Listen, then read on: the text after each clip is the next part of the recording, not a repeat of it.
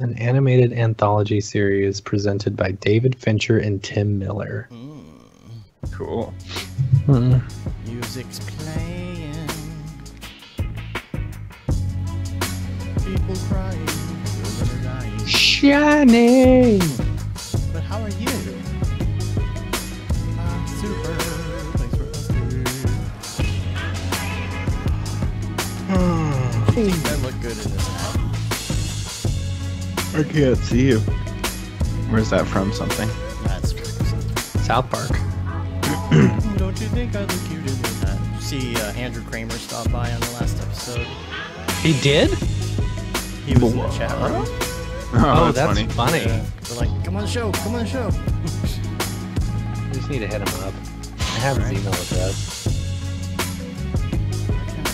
I told him in person that he wanted him on the show, and he's like, I know. I'm just I've got so many things. Super busy. Just Andrew Kramer busy. Just Andrew Kramer busy. Excuse me, guys. I've got Andrew Kramer things to do. He is like that.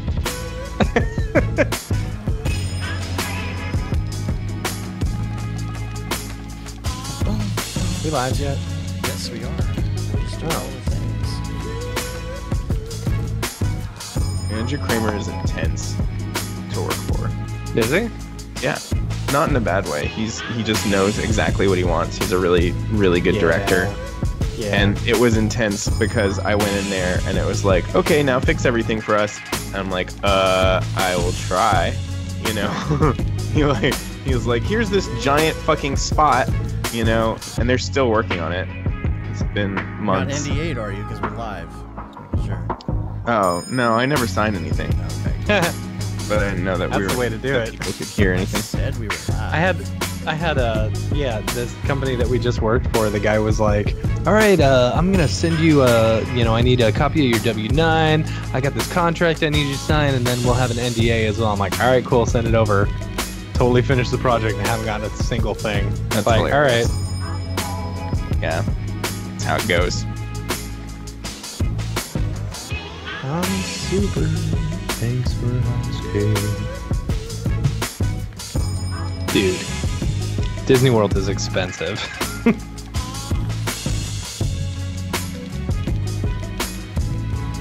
Comment to that? Yeah, it is. It's extremely expensive. I'm just trying to get the chat working over here. I'm not seeing it. It'll come up in the dingus on the Skypes. Yeah, but I like seeing it. It's faster. It comes up faster here. Mm-hmm. True. Oh, wait. I see it. Okay. Alright, we got some people's ons? I think we do. Let's see. Where's the live page? Oh, there we go. There we go. Do. Is everybody's recording devices ready to go? Yep. Hold on. Let me just stop and start recording again so you don't have like 800 minutes of BS. Phil, Rick, all you guys. Oh, really? 25% ticket increase today? Jeez. For what? Dude, for Disneyland. Oh. It's like, yeah, I don't know. I think I also went during the busiest time of the year.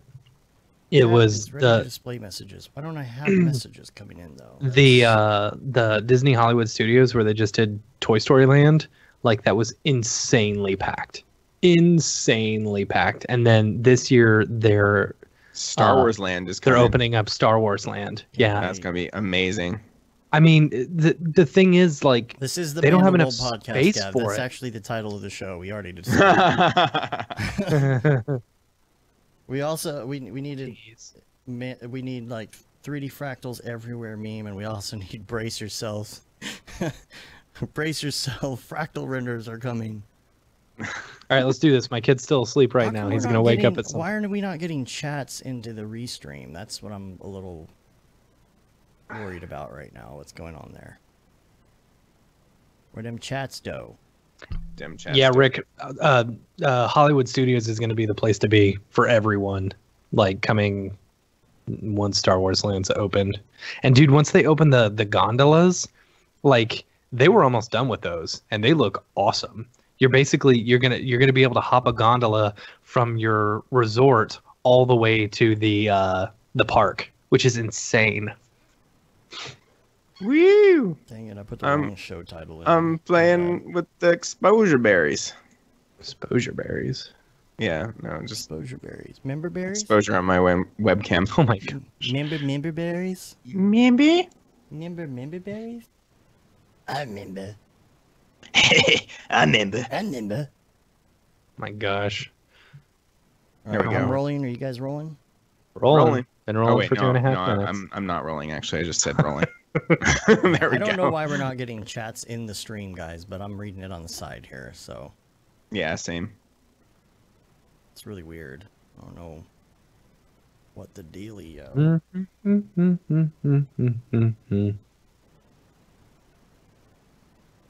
What's up, Ryan? Shot. Okay. Open in browser. Okay. Why is our chat application not ready? It says it's ready, but it's not working. Chat is ready to display messages. Okay. Test. You should just make this the podcast. Yeah, It's I just think I should. an hour of So if us. I type it in here, what the heck? Oh. What's up, Tesla Rock? All right. Well, messages don't want to come through for some reason. You really smell like dog bun. buns. Okay. All right, everybody rolling. Let's do the clap. All right. 1, 2, 3. This is what we Great. do when we're on Skype normally, like during the day. We just make fart noises. Mm-hmm. It's true. All right. Y'all center up your heads. Well, I just Am I wasn't. centered? I'm centered. Just wasn't. Hold on. I was just hunching a Oh, lot, you're like I do. hunching. Yeah. Stop As the being a- podcast goes on, I just get further down. Look, you guys see my kids sleeping? Yeah. Right there. I can't. No, point you're, right you're doing the wrong way. There you go. There you go. right there. He's gonna wake up in the middle of it.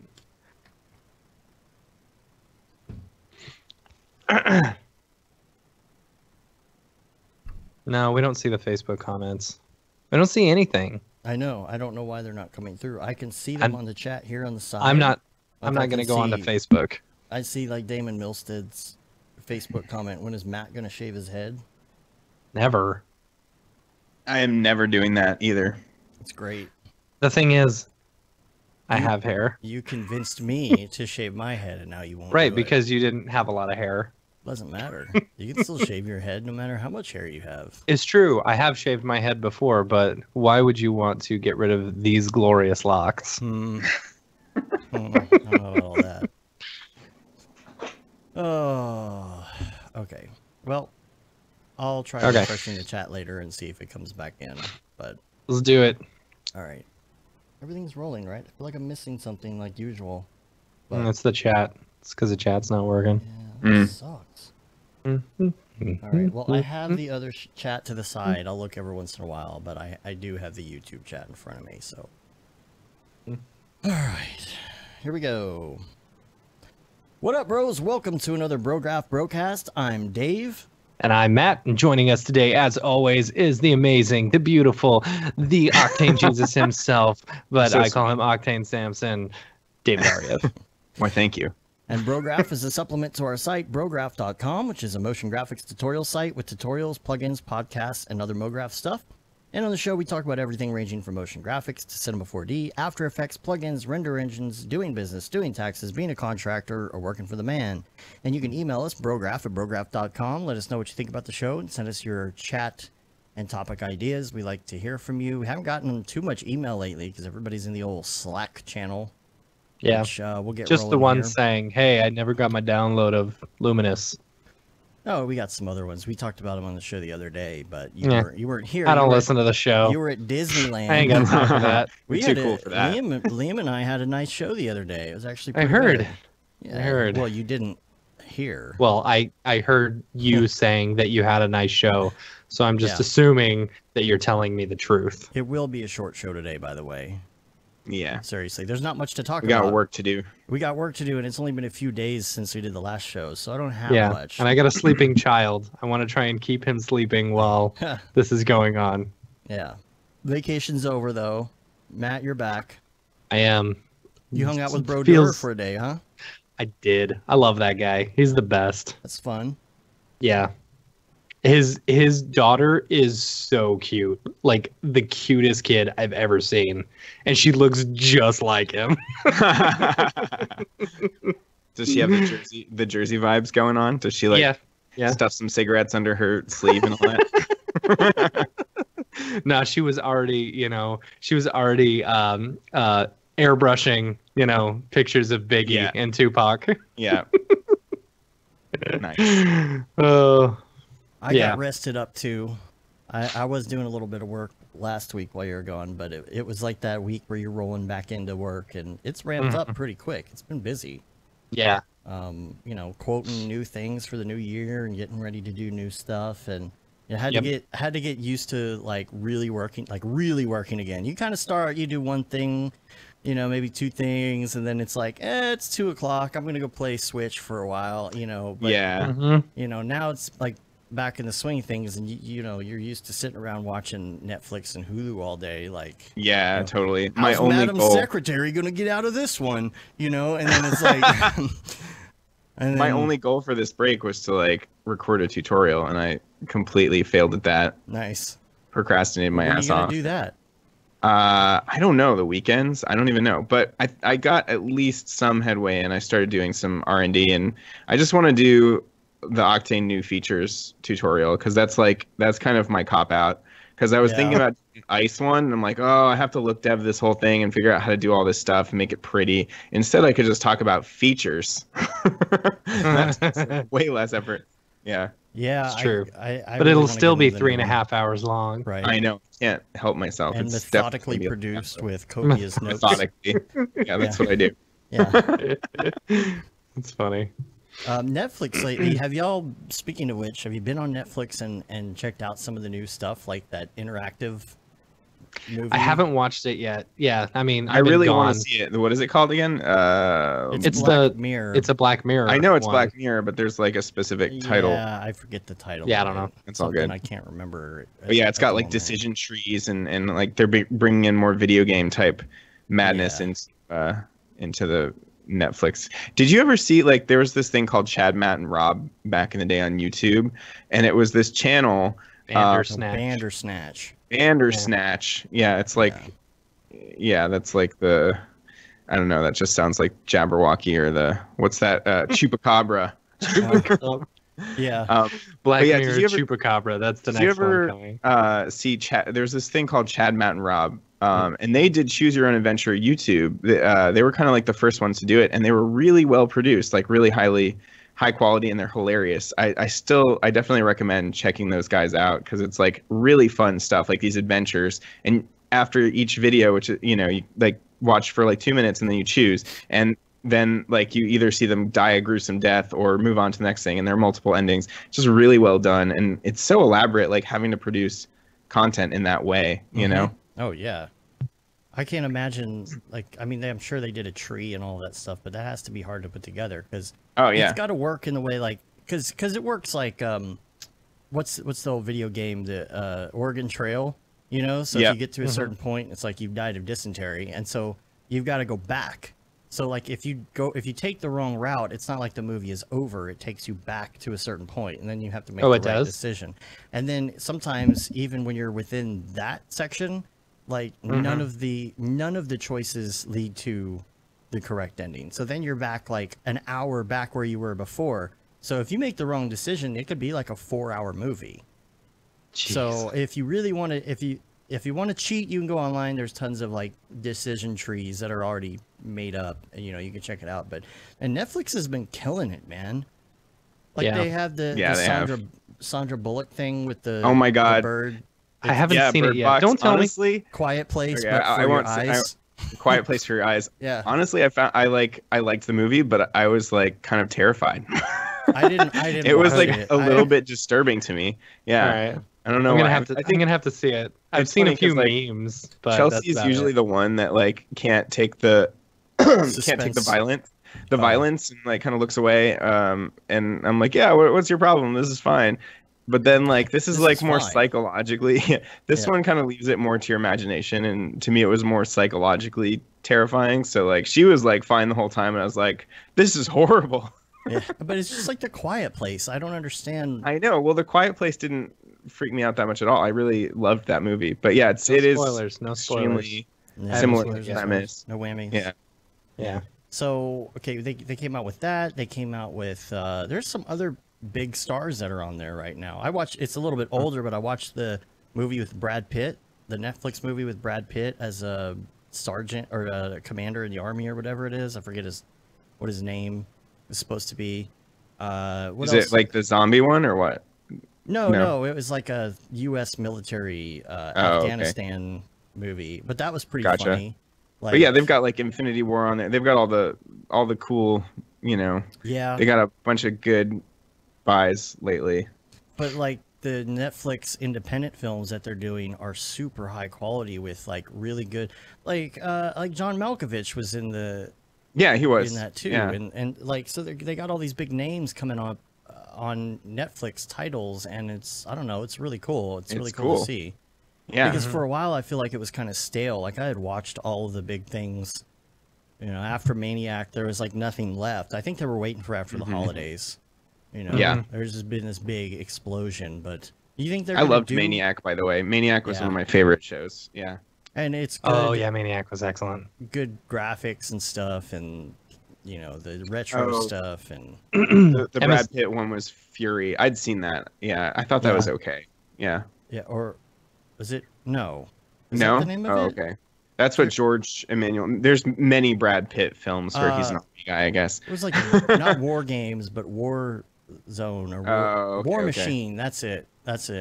I love that we've got the Yeah. chat now. So every time we're like, "What was that I thing?" know. and I like look What was over that thing that the happened that one time? comments, and everyone's like, "Yeah, Bandersnatch," and You're then our someone's like, outward brain. "Snatch your batch." Snatch your batch. Yeah. And the new Taylor Swift, Vanderbatch, Cumberbatch. Oh yeah, the new Taylor Swift concert thing. is on there. Dude, it's Man. really good looking though. I mean, just I scrolled through to look at because I'm a concert guy. I want to see like their setup and stuff because it's Sure. ridiculous. Sure. And, dude, I was on tour with her. I've seen her live many that's times. true. It's That's not true. like, I want She to has see the how furry she's face, doing. as you said. Furry face, yeah. I Furry don't know if she face. has a furry face anymore. I would hope not. Yeah. Yeah. I missed my opportunity to, To what? Anyway, I let's missed my go. opportunity, man. I met her in real life. She wasn't famous yet. Like, I could have had Get a her sugar autograph. mama. He missed. I You could have missed had a your sugar mama, opportunity, like- Yeah, that's true. Nah, she would have just made an album out of you, or I don't know. You're maybe Song. not that important. Not You might have been me. a single, Not me. or maybe just one line in Just a one chorus. lyric. Yeah. Yeah. That stupid, creepy guy. That's what the Yeah. line would be. But, yeah, I told that story years ago on the show, I'm sure. Yeah, you did. About that. Let's not hear it again. Yeah, you don't 'cause need to hear that again. No. Yeah. How was how was your party, your video co-pilot party? Is it good? Didn't I tell you guys about it? Yeah, it was Well- super fun. Yo, it was right before you went, so we didn't get to hear on the show like Oh, I thought I about told. it. Okay, I thought I Yeah. told you guys off the air about it. Yeah, it was really fun. I hung out with Sam Loya and told him my life story, and who else? Did he I mean, seem interested about? yeah, your no, life he was. That's actually like at first I was kind of talking work with him because it's like Sam isn't really, a VFX guy so much. He's more like their actor and abused, like, guy that I like introduced him to Chelsea. I'm like, this is the guy that when he falls down the skyscraper and he lands, he gets the bone sticking out of him, and then he gets zapped by the lightning, and he gets Mhm. He got hit by a car. hit by a car, and the bugs Right. crawl out of his skin, and he's Right. the guy. the guy. So yeah, but no, he and I had a good conversation about deep life stuff and how my life is way better than it used to be. And then I also met Ryan Weber, who, if you ever saw Ryan versus Dorkman, At first, I didn't know who this guy was. There was just some guy that Yes, that sounds really familiar. there was some guy that versus Dorkman. yeah, look this up. So these guys were like internet sensations before YouTube. Their stuff went super viral, like a long and time ago. Long time ago, and they're both really good VFX artists. They did these lightsaber battles that were extremely compelling and well choreographed, as well as really good lightsaber action. They still hold up today. And so I saw this guy and I was like, I vaguely know this guy. Where do I know him from? And people were like kind of gathered around him listening to him talk, and he kept saying like all these like nerdy VFX terms. I'm like, oh, this guy's somebody. So and then at one point it dawned on me, and I like turned to him like, I know who you are, but I didn't remember his name. I'm like, what's your name again? You're that lightsaber guy. And then I was like, I took your FX PhD class, because I did. Oh, there you go. Got it up on the dingus. Yeah. But yeah, it was super interesting. Like it's sad to me that people that are this talented and creative on their own can't make it on YouTube anymore. Wait, his name is Michael Scott? I know, right? That happened. The Office came out way after this. Oh man. Yeah. That would. Why should I change my name? He's the one who sucks. Anyway, so yeah, but he's worked for all the big companies. You know, he's a Newt compositor. He's worked for Framestore, for like I don't know, like all the big ones. But at the same time, like he did, to me, seem a little bit like disheartened by the industry. You know, he's a freelancer, but still, it's like the VFX industry is just not a place I would ever want to work. Mm-hmm. Like, is the whole video just a big sequence of Star Wars crap? Yeah. Or like what's the deal? Deal is that it was like really high produced Star Wars stuff, and they were kids. They're like teenagers. They're like 14 or something. The technology. Yeah, and the second, if you watch the second one, they upped their production value times a million. And on FX PhD, they gave a class called like Indie VFX or something like that, and it was really like probably one of the best classes I ever took there. And there was this whole like cloning experiment that they did that was just really well choreographed, where they would do things like pass, they would like he would show how to set up where you like chuck the can on the desk, and then another version of himself would pick it up and hand that off. And then there were tricks where they would go from like a full 3D camera move to a nodal pan, and then cut when the actor crosses. And like there's just a lot of clever stuff going on, and they're thinking outside the box. So yeah, I still recommend, like, if you can find that class. I don't know if FX PhD still offers it, but it's still totally legit. Fun. Love myself a good lightsaber battle. Battle, right? The second one's even like takes it up like 5 notches. So I did one of those in high school at some point, but I did too, but it was by myself, and they took video of me and posted it on the internet. When I was tripping all over the place. Right. Oh, that was you, man. You changed. Yeah. I did one. I've only done one lightsaber film. That was remember my Star Wars dude. Star Wars Harry Potter one, where I had to I actually got to do lightsabers. You got to do it at least once in your career. Yep. I did that, but I had to rotoscope the entire thing. Yeah, I mean that's what these guys did. No, mine Saber had come out by the time I got to do mine, so it was way easier. Oh, see, yeah, I didn't use After Effects at all. What did I use? Did you like do it in Photoshop or something? I'm pretty sure at the time, like, the option was to, it was to go through and export all the frames as an image sequence, and then go paint them in Photoshop one by one. Do you remember what was it in After Effects? They had a way. It was like a film strip. Do you remember film strips? Like you could export as a film strip and then bring it into Photoshop. That's what I did. It was every single thing, and then you could just like draw on it. Man, yeah, that was insane. That's what that was. I remember because I took it out in Premiere, and you have to like scroll down and paint, and scroll down and paint, and scroll down and paint. Oh my god, it's ridiculous. Real it's quick. like click this. I put it in the dingus. The second link. Just look at how much better their second one is. Just scrub through it real quick. Like, and their camera moves. Like, there's so many more effects going on. It like, and the cinematography. And the lightsabers look way good. Yeah. See, like they got good. I'm trying to remember which version because I actually have these archived. I'm trying to. Yeah. Okay, I found my Star Wars version. Did you find your own Star Wars? Yeah, I'll see if I can bring it up on the fly here. Nice. I mean, it was just a part at the end. Let's see. If the YouTubes will load Dave showing us more of his classic videos. Classic. Oh yeah, love it. Oh yes, this is the best. Here it comes. This is my old business partner. It looks like Super being 8 chased. almost. He ended up being my business partner years later. Here we go. Cool. God, oh so yeah, bad. dude, that's beautiful. It is that is so terrible. So bad. Look at this. I bet that was so hard though at the time. Oh man, it took so long. Watch out, it's the green crayon. I love some of the stuff we got really creative with it though. You know, like we would do like this one too. Had one of those things where here we go. Here's another awful rotoscope thing that I did. Watch this. So. And I'll put the links to this in the show notes. Who is that in? That's Mike Yarbrough, my old business partner. And so, see how he's being dragged along? I'll put this in the show notes. We had a little board we were pulling him on, so... Oh my gosh, that was difficult to do, but we had a good time, because, like, we would go around trying to find things we could do. Like, right here, he's going into the washroom, like, the washer room at the school, and he goes into the washing machine. You know, it gets followed by the other guy into the washing machine. So we're like, okay, well, where are we going to go from here? So then we cut to a storm drain that we found in a creek somewhere, and they're running through the storm drain. Brilliant. Yeah, we had fun. This was a good way to, like, learn how to build stuff like this, you know? Our teacher gave us free reign. Oh, there we go. Our teacher gave us free reign to do whatever we wanted to. That's great. And go wherever we wanted to, like leave campus and just make stuff up. And we used to have, we had a...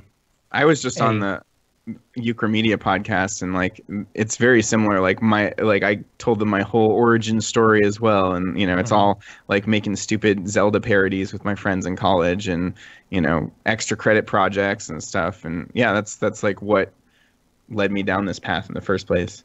We had a game show called what was it called? I don't know. Knowledge Quest. That's what it was, right? You used to be able to watch it on the local local cable access only in our city though. You know, it was channel 17. And so like it would come on and they kept the series alive for a while. I think we were the last ones to kill it.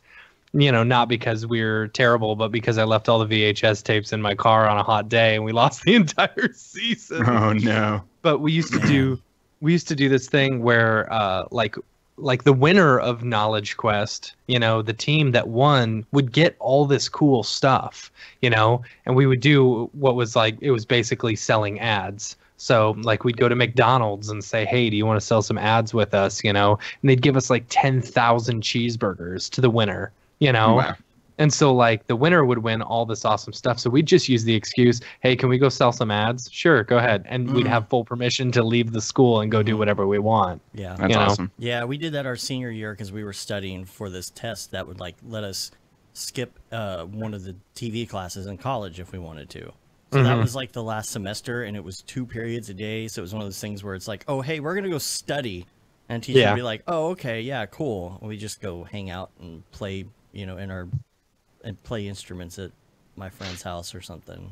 Yeah, we go to the mall. And the mall. Back in the day when the mall was cool. Oh, we did. We never had a cool mall to hang out at. Yeah. But remember the 90s? Remember the mall? Remember the 90s? Yeah. Remember the mall? That was a South Park episode this season. Was it? Really? I need to watch the new season. This is the Amazon episode. Where did you guys used to go when you wanted to buy a whole bunch of stuff? And Cartman's like, the mall. I don't know. It's pretty good. But yeah, it's a 2-parter. To bring it back to the Andrew Kramer party. Oh yeah. That's what we were talking about. I also got to get cuddly with him on the couch. He kind of came over to me and Schmoopy, and you know, our shoulders were touching the whole time, man. It was super hot. I've had a cuddly moment with What a Andrew dream Kramer boat. on a nice. couch one time. What a dream boat. Dude, Oh, yeah. you joke, but he is Yeah. dreamy. Oh my gosh. And Can't take yeah, this. we got to meet his wife. Yeah. And she's awesome and super sweet.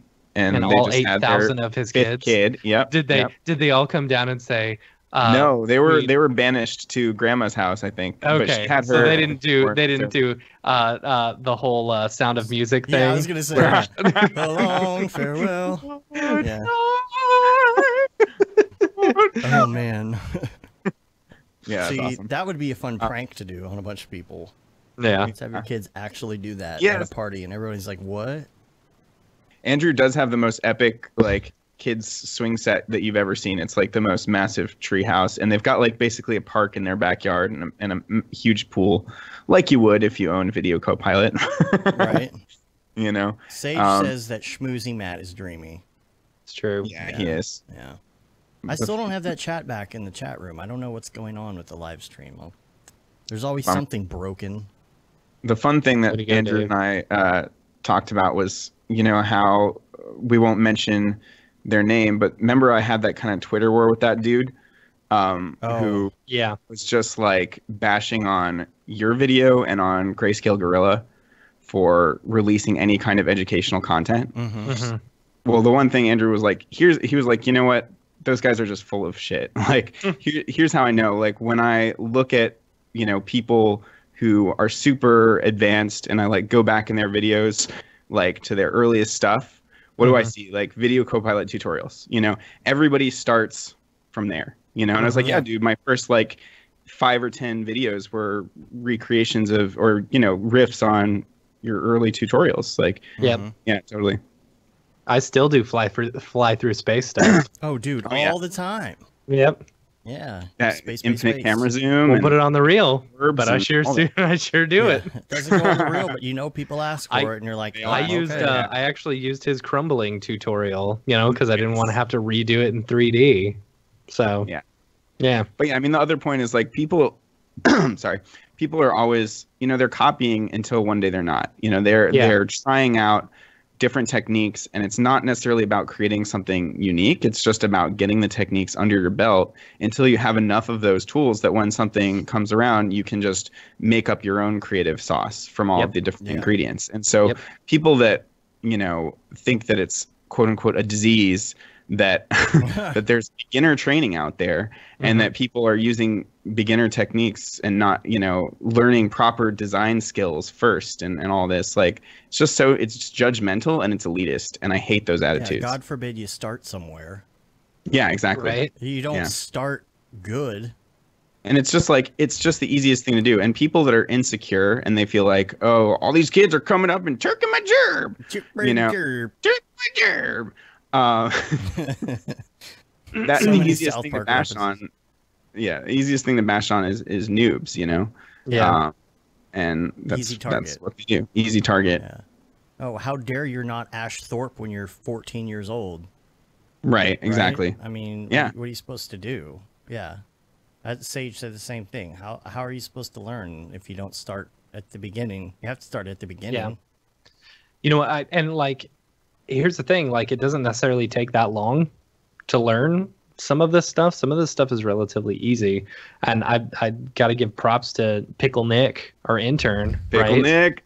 Right, like he, an opportunity came up where Dave and I were super busy, and I was like, hey, someone was asking if we knew someone. I was like, hey, I got this guy, you know. He's good at After Effects, you know. He knows some cinema, he knows some Octane, but I would stick with him with After Effects. Well, he went and did work for this company. He's still doing work for that company, you know, and they threw him into Octane, they threw him into C4D, and he's just rolling with it, you know. Sweet. Yeah, it's very, very cool. So. Oh, by the way, I wanted to say that we only need 4 more subscribers to hit 11,000. So if you're listening, please do. That'd be awesome.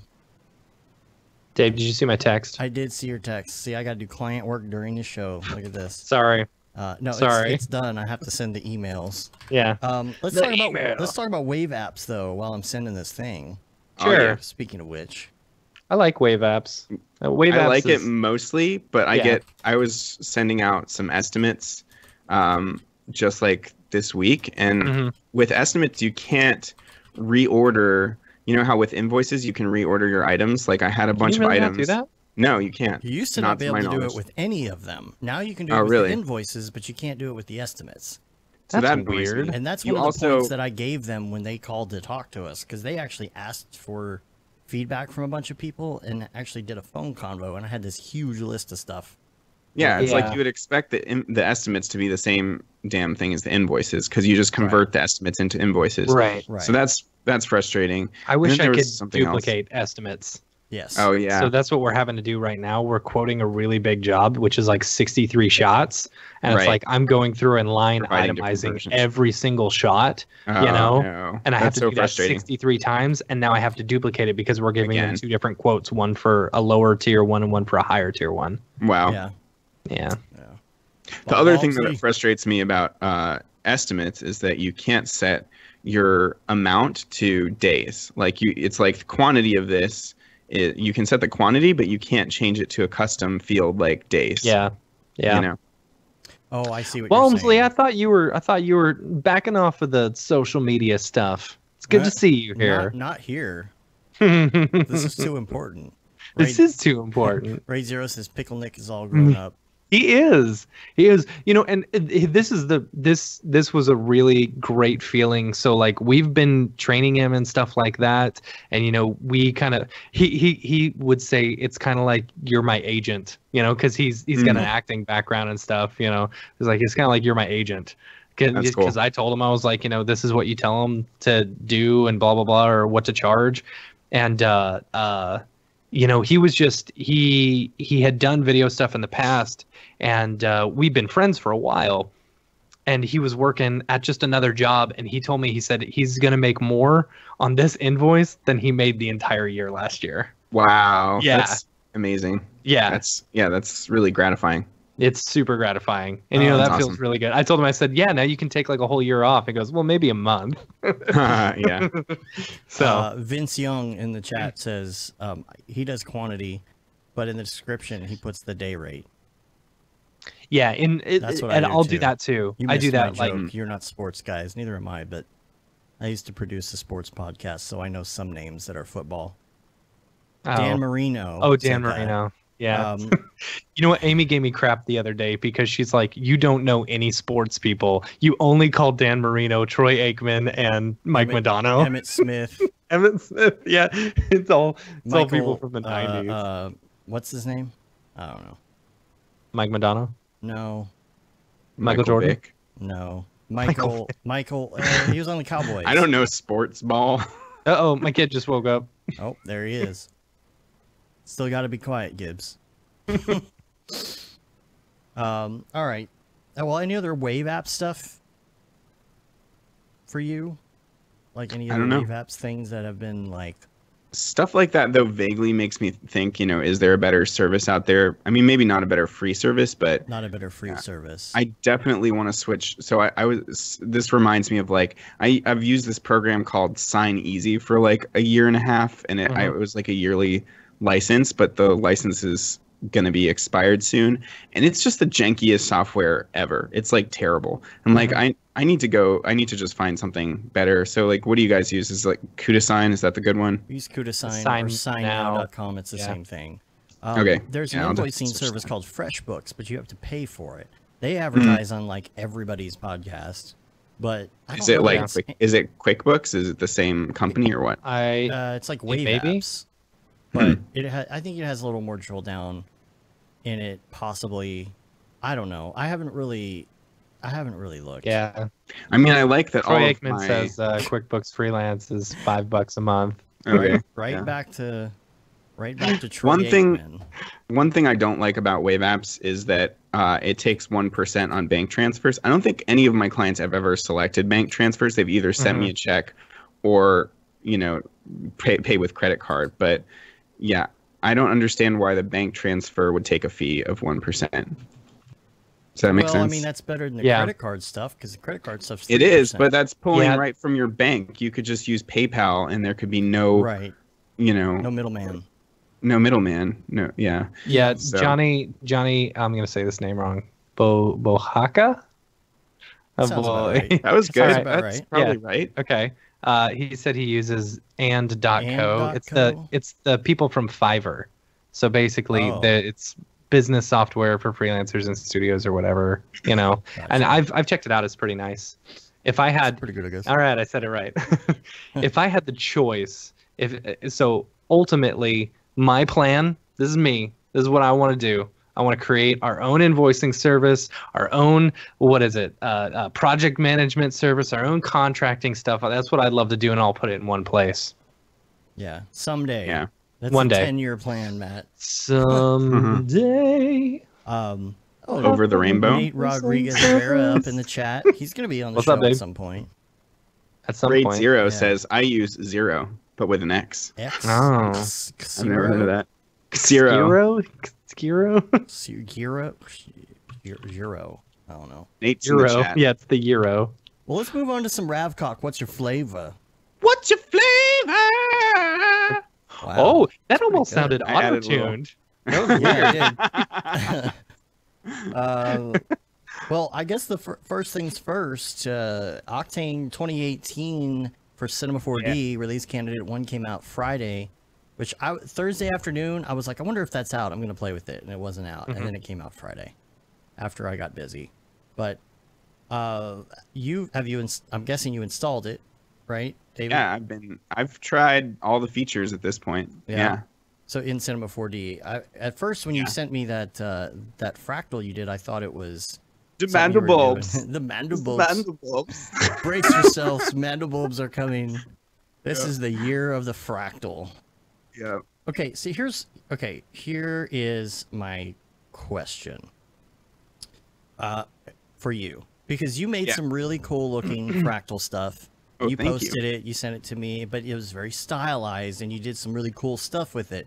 A lot of It the was- renders Yeah. but a lot of the renders I'm seeing are just like, here's a fractal I did with a daylight. It's like, we know it can Yeah. do that. Is this going to be like, we talked about it a while back. I was like, oh my god, everybody's going to be doing fractals this year. Oh my god. Yeah, I mean, I don't know. When there's a new feature, it's just like everybody just wants to test it, and the easiest thing to do is just throw a daylight on it. But yeah, I try to take things one step further and see what else it could be used for. And like honestly, my ideas were not especially brilliant. I was like, what could I do with this? Let's throw it in a cloner. Okay. Ooh, like what that's happens? literally what happens when you throw it in a cloner. No, Yeah. So Does it like, clone?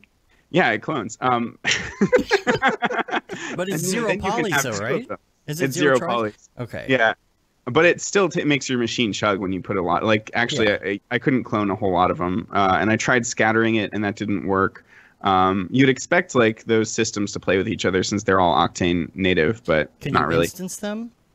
I don't know. I didn't try that. But the one thing that I found that was fun is this is fun.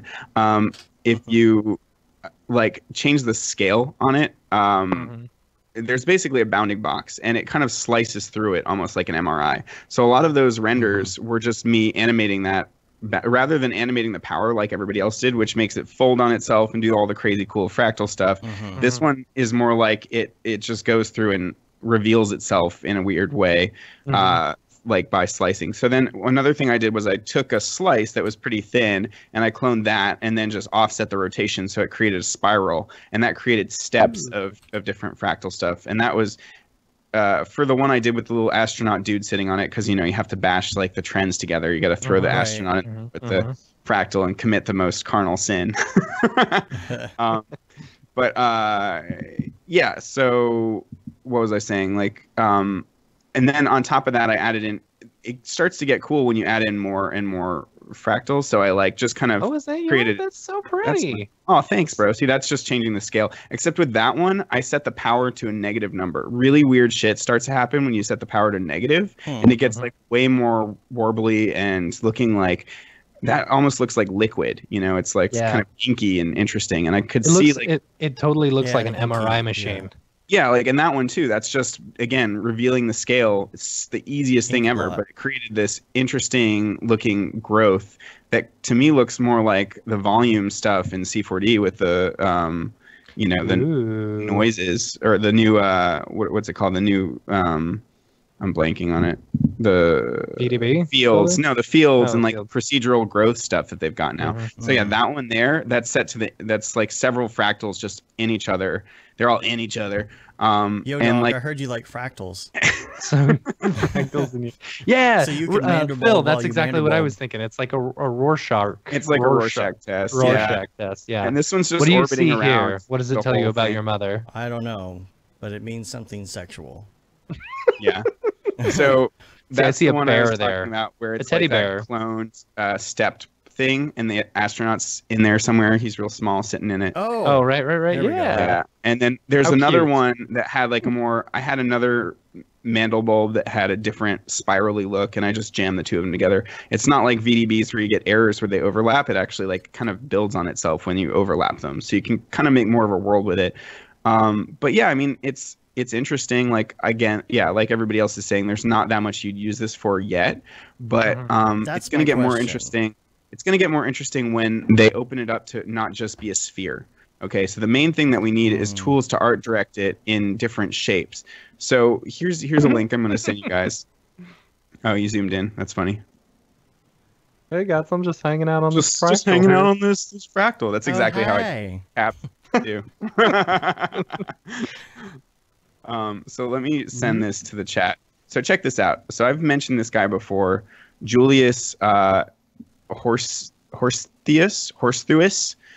This guy uses Mandelbulb 3D, which is a much more fully featured fractal program that lets you really art direct, you know, what the fractals look like. And so he makes like whole crazy sci-fi worlds with this stuff, with like that look like, you know, cityscapes and just total madness. Yeah, you've shown us this before. This is I've shown you beautiful. this. Now here's another thing I want you to check out. Same guy. This is old. I saw this several years ago. Okay, click on this and then go to I think it's around 210. Go to 210. Oh, on the rank 1 thing? Yeah, the rank one. Oh, okay. Or maybe it's like 214. And watch this infinite zoom thing that happens. This is what's really cool to me. So for like concert visuals, What or time just code is like- this?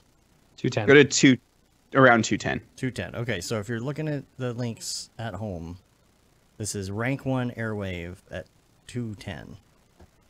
Okay. Ooh. Okay, now Okay. this is kind of cool, but watch what happens now. So we're zooming in on this thing, and then it just kind of keeps going. it keeps going and going because fractals are infinite, dog. Right. So you can just, you know, this is a really trippy. Oh, it hurts my interesting. brain. It hurts your brain. It's so cool. So like to me, this is what it could eventually get to. Now, Mandelbulb doesn't have as advanced of a render. You know, it doesn't treat the light nicely. It doesn't have all the motion blur and stuff that you'd want. So if we're going to get features like this in Octane, it could end up being really cool. And imagine combining this with regular geometry, and you know, there are a lot of options and interesting visuals and greebles. Yeah. I mean, it's Yeah, kind of its greebles. own greeble. Yeah. It's a greeble in So, a yeah. greeble. I think that should answer, you know, how fractals can be cool. But yeah, it's hard with just this one object that has a few presets. Like Amit, I think, said that he's going to keep experimenting with it and create hopefully a lot more, you know, things you can do with it and presets and stuff. Like one other preset in there is for like terrain. Like there's a rock, it's called textured sphere or something, and it's kind of like a Voronoi pattern, but it's a little bit more displaced, and there are little chunks and bits floating in air as well, and it just looks really good because all the pieces like fit super nicely and organically together. So people have been saying that you can really use it for terrains. I don't really know how that would work, but Yeah. it sounds like Yeah. it could just also be a useful tool to like scatter and place geometry in organic ways, because fractals are organic by nature, you know? Organic. Like, you ever seen a fractal cauliflower, bro? Yeah, dude. Yeah, dude. That's nature. Nature. Nature. Science. Science. What about the planet stuff? Yeah, that was really cool to mess around with too. Like it wasn't that hard to figure out. There's like a place where you can put in an image texture for the star field. so that once the sun goes down, the stars come out, which is pretty sweet. Ooh, neat.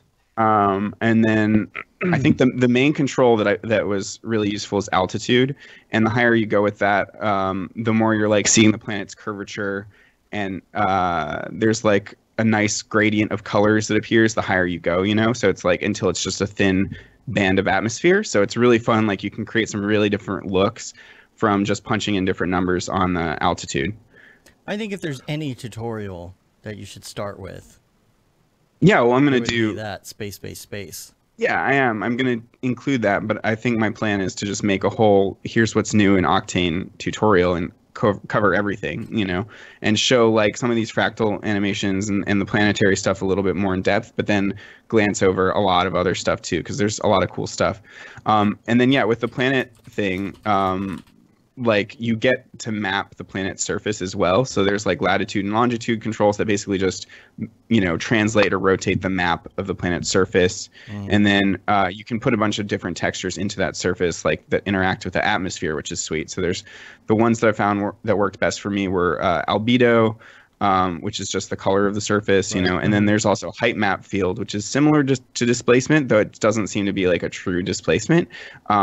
But it does, I think, more than the normal map would. So I used one of the French monkeys, like flow maps in there and got some cool looking planet surface stuff, but then that interacts with the atmosphere nicely. And there's also a normal map, reflection, glossiness, and emission slots. Now, the one thing I don't understand about the planetary atmosphere is like there's no other people in Lightwave, for instance, have a planetary node. And that allows you to just take a sphere and turn it into a planet, aka it'll have that thin band of atmosphere. And we can kind of do that right now already by this is like a trick I learned from Mitch Myers, actually. If you take a volume object and make it a child of the sphere, it'll be constrained to the sphere and conform around that. And so then you just make it slightly larger than that sphere, and then you've got a thin band of volumetrics around your planet. It only works with a sphere. It only works with a sphere. Yep. Yeah. Yeah, I wish they would make it so that you can just crop it to whatever. Or that, you know, hopefully they'll make it also that you can just directly render C4D's volume objects, you know. I thought that they I think you can. that. Oh, you can? I think you can. That's good to know. I'll have to include that in my tutorial as well. There's so much I want to play around with on that, because it's like I'm rendering stuff for clients right now, like in between everything, and I'm like, well, I can't really change the setup, but I want to so bad. And you know, I want to work on Luminous 2.0 as well, which is going to be a complete rebuild, you know, for 2018, for Octane 2018. So, and probably for some other engines, honestly. So, like, I just can't wait to get my hands on it because I just want to get going. I mean, you know, if stupid clients were in the way. Yeah, stupid clients. Yeah, stupid clients. Does somebody want to pay me to just screw around in Cinema 4D all day? Because I know some people do That's get paid to do what all that. of us just want to do. I mean, that's... Yeah, Maxon, we're looking at you. Come on. I kind of feel sad now that I wasted the whole break playing Nintendo Switch. You know what? Don't. Yeah. I'm on like 25 hours of Pokemon Go. Well, you know, I think I played the wrong game. Like, I love Smash Bros. So much, and I like wanted to give it the time of day, and I played through the whole campaign, and it was just grindy and boring. You know, it was like, why am I even doing this? I just felt Fortnite, bro. Oh my god! Yeah, Dave and I hopped in Fortnite and like we did. Yeah, didn't know what we were doing. Dave was like, I'm looking up tutorials on how to play Fortnite so I can be like cool like the kids. And Cyrus is laughing at me. Cyrus was laughing. That's He was funny. like, oh my god, that's the best story ever. It's because I couldn't figure out the controls. I didn't know that you had to hold it down for it to build. I was like, I'm pressing R1. How come isn't? Yeah, Cyrus gave me a tutorial. He See, was like disgusted though. It makes me sad that like what I don't like about this is that you die and then you're done. You got to start a new game. It's like PUBG. That's the whole battle royale thing. Yeah, And that's what makes it more I exciting. don't last very long though. I know, but it raises the stakes, and when you win big, you know. But yeah, it's funny. Cyrus is like, one day he like spent the whole. We were playing like Towerfall or something. It's this hard. It's really fun. I love that game. Oh. But he like suddenly jumped into this mode. Sorry. Okay, cool. He jumped into this mode of pretending to be all of the douchebags online and like being like every time he won or like beat one of the demons in there, he'd be like calculated. He's like you see me, bro? You see me, fam?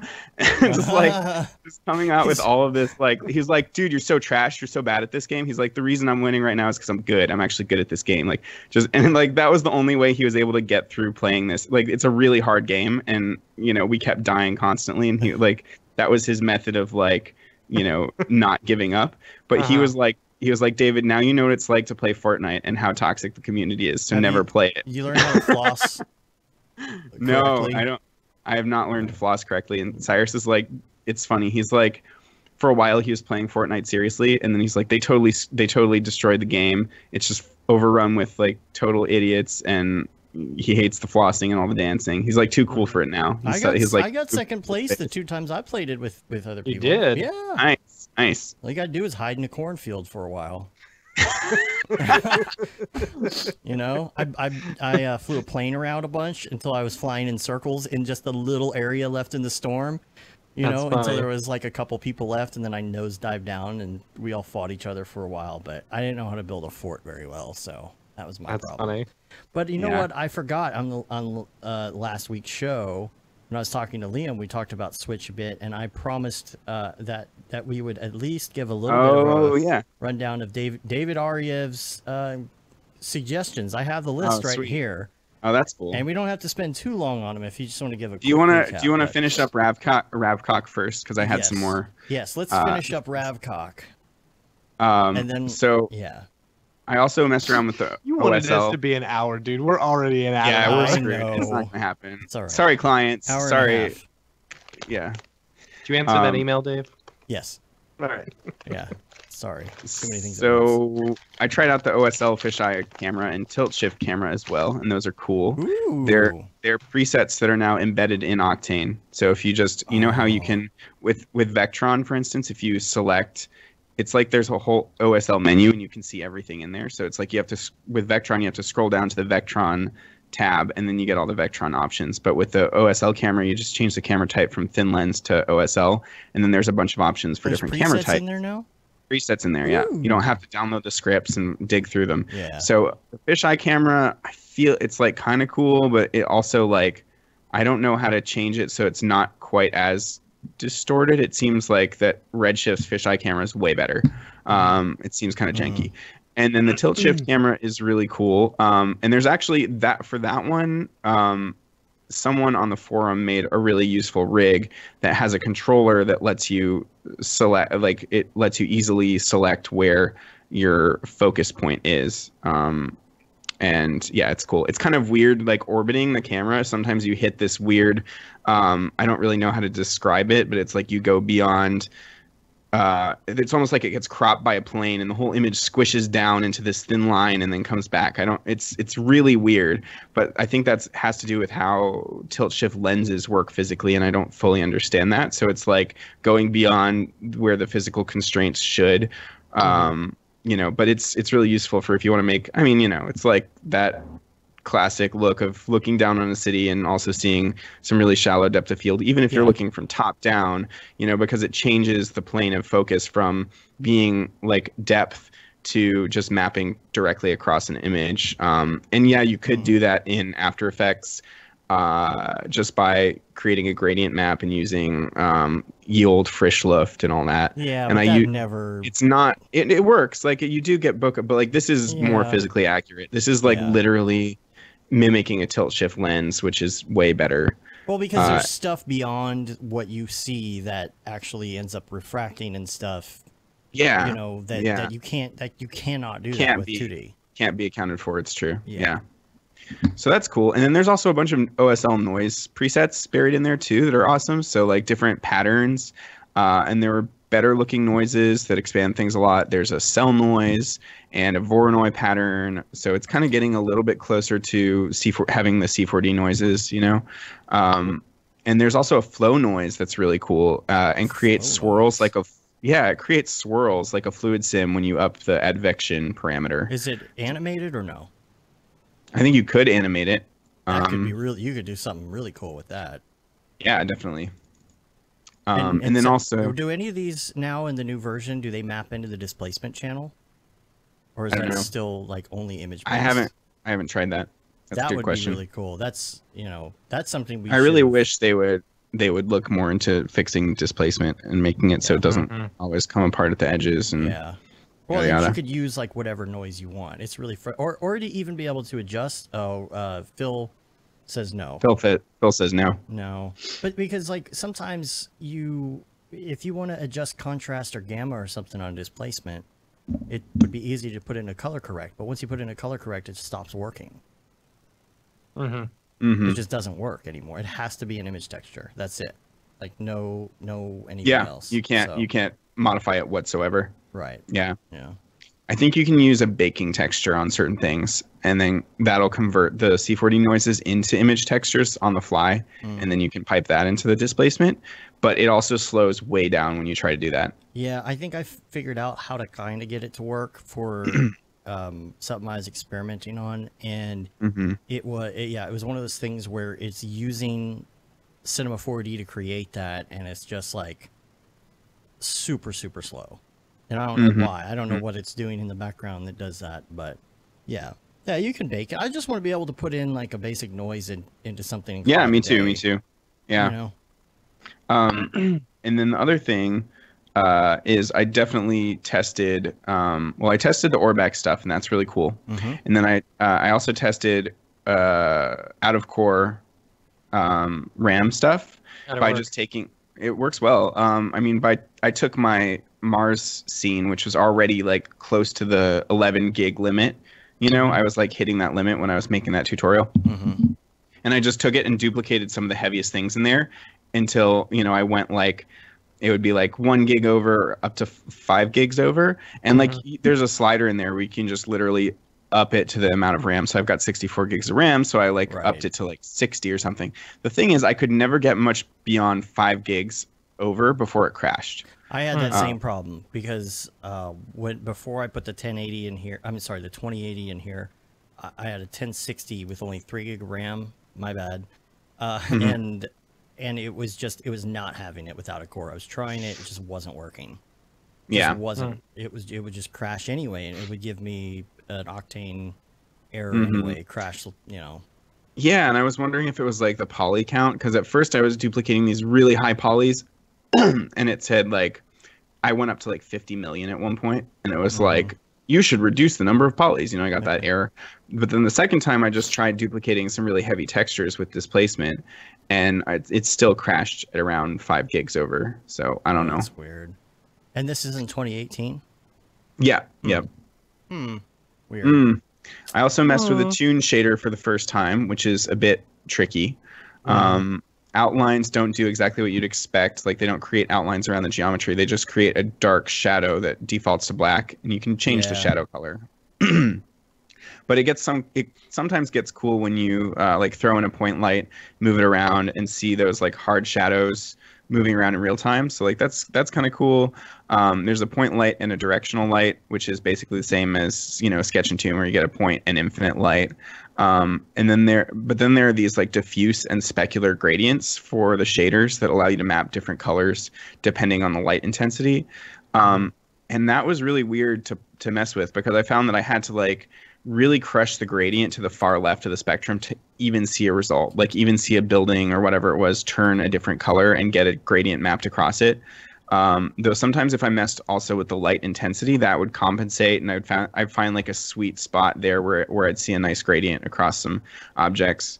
But yeah, I think a lot of it just depends on creating, to create a cool look, like just choosing nice colors in the diffuse channels. And it's not, it's cool, but and you can get a graphic look, and I've seen a lot of really good renders with it, but it's not nearly up to par with Sketch and Tune or anything like that. At most, I think it'll look like a cool Borderlands type render, though actually I wanted to real quick, here's another, this maybe we should talk about this later in Dave's links, but this is an XP challenge entry that uses I was just about to say that. Yeah. Did you see it? Yeah, I saw it this morning. I'm gonna see it. Yeah, with I posted the explosions and stuff in it. Yeah. So I asked him what he did. Yeah, let's look at it first. Can you bring it up, Dave?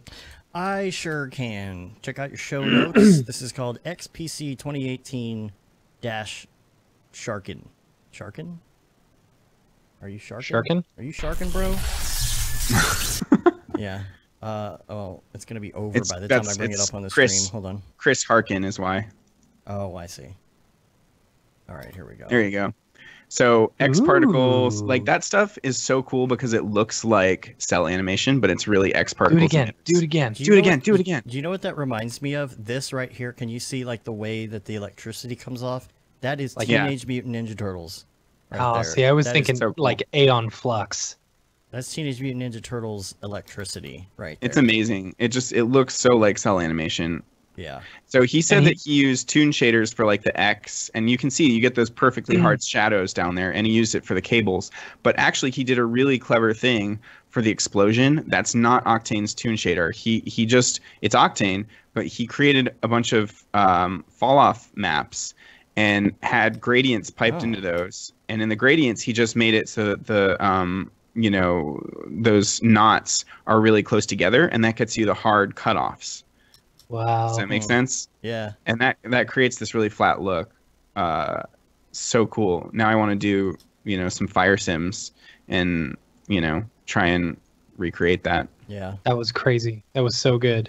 Yeah. All right. Last couple small things for Ravcock. There's a couple new daylight models. The new one is like a little bit maybe brighter and has a smaller sun and is probably more accurate.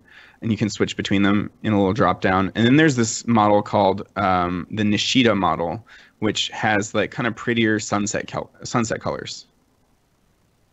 And then I couldn't get the AI light working. Like I've tried a bunch of different scenes and I didn't notice any difference in render in terms of the noise.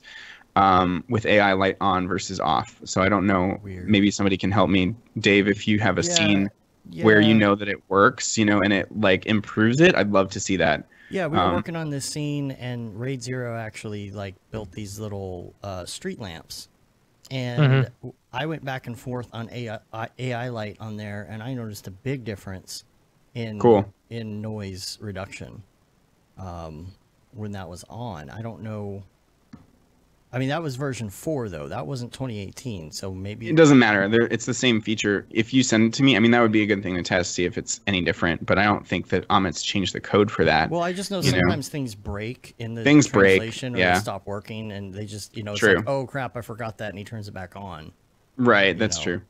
RTX is off. That's the problem. Right, that's the problem. Yeah. And then, I think maybe also for my tutorial, I want to wait them to release Spectron, because that's going to be so cool to play with. Phil said he thinks it's in conjunction with denoise, so maybe that's why, because we were using the denoiser. Okay. So maybe so you have to have them both on in order. Like I want to like the denoiser, but every time I try it, it just like mushes all the colors around. And I'm with you. I'm with you right there. Yeah. It's just even for stills, like I haven't found a good use for it. Here's what's interesting. It works really well, but if you do blending, have you done blending between the two? Yeah, but that's like saying, oh, it works great if I take, if Neat Video like totally wrecks my image and I just blend it back to half opacity. That's all it's doing is it's an opacity, and Neat Video still to me works better than the AI denoiser. Yeah, because it's got the temporal denoiser. Yeah, but even on stills, maybe not on stills, but like even on stills with the AI denoiser, it feels like it's doing way too much, and there should be a way to dial back how heavy-handed it is. Does that make sense? I thought, I don't know. Well, the only way is the amount amount of samples, but that's still though. I wish there was some kind of slider that's like how hard are you trying AI denoiser? And how. Because like right now it seems to be cranked up to 11 where, you're going to get no noise, but it totally wrecks the image and creates a bunch of like blotchy, stuff in there. You have to use static noise when you do it. I know that. Yeah, I've heard that. For animation. Oh, for animation, yeah. Does it matter if you're on a still, is static noise better? It doesn't matter because it's not moving from frame to frame. But static noise like stays completely the same. Oh, so you'll get less blotchy chattering. Use that, okay? Because the noise isn't changing at all. That makes sense. Yeah. But yeah, I'm really excited for Spectron. That's the new volumetric lights that look a lot more like Redshift. And that's going to be really cool. And then last thing, this isn't so much for our plugin. Oh yeah. And then oh yeah, and it said that 2018 is like 5% faster at rendering supposedly than the stable V4, which is just really cool. You just get a 5% bonus. And then Cryptomat's in there apparently. I haven't tried that yet. As well as NVLink support and Vertex attributes, which is great for Houdini users and people doing things with, you know, Vertex maps. I mean, there's already a Vertex map node that's like for C4D using C4D system, but I don't know if now it seems like the Vertex stuff is going to be more native, where you can have different colors and, you know, on the same object depending on your Vertex maps and attributes and stuff. And then there's also direct level set surface rendering. I have no clue what that is. And there's scatter depth limiting. I think it's like maybe there's more cheats with volumetrics, and volumetrics render faster in general now. And there's also like, I saw that there was a drop down to like, or there's a tick box now to go to old volumetrics versus new volumetrics or something, which changes how it looks. So maybe it's basically like if you have an Octane 4 render and you're trying to open it up, you need to scale it back so you match the old render. Yeah, that makes sense. They've got those. Just like with the Daylight, they left the legacy version in there, you know, because you want to be able to open up your old project files and not have it be broken and totally different. Yeah. Yeah. And then last thing, this is not really an Octane thing, but this is something I purchased the other day. There's a new Forrester expansion pack, which looks really cool. There's like now more detailed textures on leaves, and multiple textures per tree, so you get individual leaf variation really easily. And now there are adult trees, young versions of those same trees, and low poly versions of those trees. So you can just seamlessly swap between those. If you want to do like a far away shot, then you want to use the low poly, obviously. Yeah. And then it's a simple button to convert the materials now to Octane or Redshift. Or whatever render engine you're using. They've got a drop down that just builds the materials for you. Is this another one? Is this a third pack, or is this the one that I was looking at a couple months ago? How long has this been out? It's been out for a little while, I think. So maybe it's not that new. Okay. They're coming out with pack 2 soon as well. I don't know what that'll do. And there's also different season color presets, which is really useful. And if you want to preview like wind sims, now it's more easy because you just switch to low poly tree mode and set the viewport levels really low, and you can see the animation going in real time. Okay. And yeah, I mean, also it's got kind of, with that swap out trees, that's really alembic in mindset, you know, where you've already got your stuff scattered and you don't have to go and like replace it in a cloner or whatever. It just replaces it for you, which is cool. Yeah. Yeah, because that's always been something that I've just never really bothered getting into too much, is the wind stuff, because it's kind of hard to see the result, you know? And when I've done it, sometimes I don't get the results I want. So if I'm working on a project, I'm like, Yep. I know I said that was the last thing, but I lied. I keep doing this. I'm like, okay, finally. And the last thing is, and no, I realized that I've got a note here about universal materials, which we didn't talk about. Oh, yeah. So that's definitely like a faster way to work for a lot of stuff. And I tried that too. And, you know, it can get tricky to like where to position the sliders to get the looks that we're used to, like glossy, specular, diffuse, whatever. But like I think it defaults to having the metallic slider all the way up, which kind of brings in a fall off shader look and darkens the center of the material, you know, compared to the edges. But when you slide that down, it just goes back to being like the glossy material that we all know and love. And it's interesting when you slide the metallic slider up, you can't use the artistic IOR mode or the specular tint to change the color. Instead, you have to use the IOR plus color mode or the RGB IOR.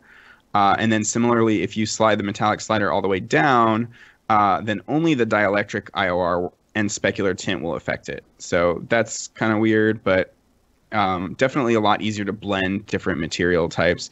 And you know, doing things like creating an emissive glass are way easier rather than having to create like a mixed material like you'd have to do or whatever. You know, you just crank up the emission and it's just right there. Yeah. And then there's also a sheen tab, which I think that's been around for a little while, but Yeah. that's great for cloth. And basically is a Fresnel effect. There's just a lot more preset modes now. Like there's a clear coat, so you just like turn that up, and now all of a sudden you got a clear coat, which is great. Right. And then and if you want it to be a specular material, you have to take the metallic slider all the way down, and then take the transmission slider all the way up to white. In Universal. So that's in Universal. Yeah. Yeah. So it's not that hard to figure out. It's not that different. Phil said Ahmed is creating a mix to, or he thinks Oh, that's cool. He thinks Ahmed's creating a mix to Universal Converter. That's good. Ooh. Yeah. That's the way to go. I understood some of those words. Some of those words. It's See, okay. I was even just. in It's Redshift easier world, if you're man. like looking at what I'm talking Nah. about. Yeah. I've been on vacation for a week. That's where I've been. Yeah, my brain has not been in this world for a while. It's nice. Yeah, it's Well, good Corona to shut off. 3 is out too. Yeah, I saw that. Yeah. It's exciting. Is that the Cinema 4D version? Matt, you know more Yes. than I do. Yes, it is. And that's not a beta, or it is a beta still? No, So this it's is the real deal. officially the paid one Oh, all right. that you have to pay for now, So now Sean Astrom can do some like official tutorials. right? Official. Bro. Corona. So first of all, why with this with CES going on right now, why was it the Nvidia thing on a Sunday night or evening or whatever? Because it seems like a bad time to have it, because I mean people aren't really around watching stuff on a Sunday night. And I was disappointed because usually we have lots of conversation in the Slack channel about his leather jacket and Kubernetes and kind of I have missed no out idea. on the fun of that because it's really fun. I actually last week hit snooze on my notifications on my phone for Slack, and I Whoa. said, "Do not disturb me for a week." Wow. Yeah, felt pretty good. Oh, I that's finally like me. figured out how to set keywords and just like typed in Jesus. And then you'll and see the bot Octane. auto replies that Yeah, Yeah. every No, time no. someone says David Ariev, Oh yeah. it Yeah, says, that's funny. I died for your samples. I or died for your something like that. samples. Yeah. Nice.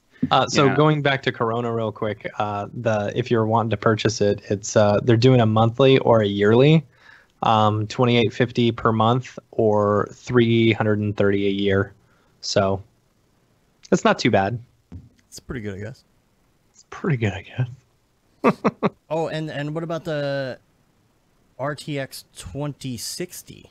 2060. It's got 19. I think it's 1920 CUDA cores. Mm-hmm. And it's 6 gigs of RAM, VRAM. So 349. It doesn't have a TI after it. I don't care. wow. I don't know. My 2080 is Wow. pretty nice. I like my 2080. Yeah. Wow. No, fair enough. Fair enough. Wow. As long as it's an 80 or a TI or a Yeah. Titan or Mhm. a Quadro. I don't know. Quadros are crazy expensive. Yeah, I want to Titan. I'm wanting to buy a bunch of those. What is it? The Quadros that are basically the 1070s, but they're single. They're Oh, yeah. a single slot. Yeah. Yeah. Dude, yeah, we you talked could about put that. 7 of those in 7 in one my machine. You That'd know? be rad. Yeah. Yeah. The question is though, is that worth it in terms of the Octane bench? You got to look at Right. like the Octane bench and see if it actually beats 4 2080 Ti's, which it may very well not. And then you Yeah, I might be don't ending think up it is. spending more money for the same damn thing. Yeah, it seems right. like I've got 7 graphics cards, but actually your Octane bench score is not as good. Just get Right. some Titans. Yeah. Yeah. Yeah. Billy says he's underwhelmed by his 2080 Ti's. That's what I keep on hearing. Yeah, I keep Don't on we hearing have to RTX, wait bro. for like the software to come up to speed, you know? Yeah, RTX Yeah, is still off. I don't know if it's going to. I don't know if it's going to. All right. Well, it is according Yeah, why to they- everyone. Why they got RTX off? It's not nice. Yeah, it's just because it's not on yet. All Well, right, if they so- would just it looks simple. It's just like a simple slider. If they could just turn it on, right? No, it's that easy. I mean, that's right? all it is, right? Yeah. I mean, that's what they're advertising is just a little slider that says RTX on. Yeah. Yeah. Phil says, "Do you even bench, bro?" Do Um, you even Octane bench, bro? Okay, let's do some links.